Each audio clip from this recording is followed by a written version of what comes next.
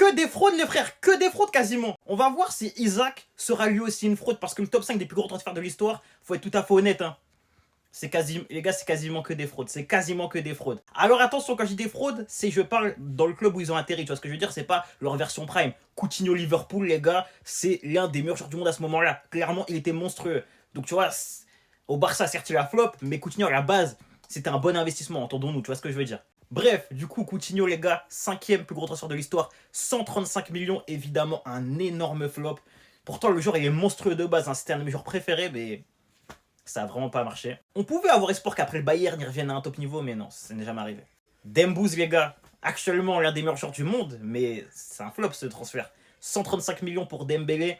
À ce moment-là, c'était en vrai un bon transfert étant donné que il les valait. C'était clairement le Starboy, tu vois ce que je veux dire, en devenir. Mais les gars, il a tellement flop au Barça, c'est terrible. C'est vraiment trop terrible. Les blessures l'ont tué à ce moment-là. Alexander Isaac, les frères, 150 millions, troisième plus gros transfert de l'histoire du football. On attend de voir. Moi, j'espère qu'il ne va pas flop. Mais on le sait, un transfert comme ça, il y aura beaucoup de pression. Malgré tout, moi, je crois en lui. Parce que Liverpool, je pense que ce soit une équipe qui va mettre tant la pression sur le joueur. Donc, moi, je crois en lui, personnellement. Mais attention, à voir. Faudra voir dans quelques années.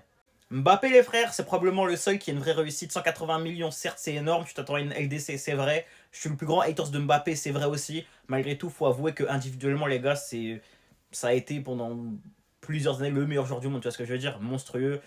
Il a certes pas porté le PSG en Ligue des Champions autant qu'on l'aurait voulu, malgré tout, en soi, c'est sportivement une réussite, faut être honnête.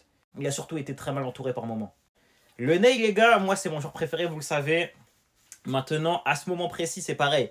Il valait 222 millions, c'était le meilleur joueur du monde, il n'y avait aucun débat là-dessus. Maintenant, évidemment, avec du recul, les gars, c'est un flop, les gars.